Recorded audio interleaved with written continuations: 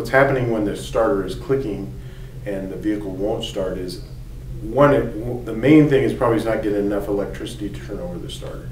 It's a high amperage unit, and if it doesn't get enough, it just cranks around and it just makes that noise. So that's what it is. It's just not getting enough, or there's resistance in the system and it's not getting to it. Might have a good battery, but the cable has high resistance in it or corrosion on it.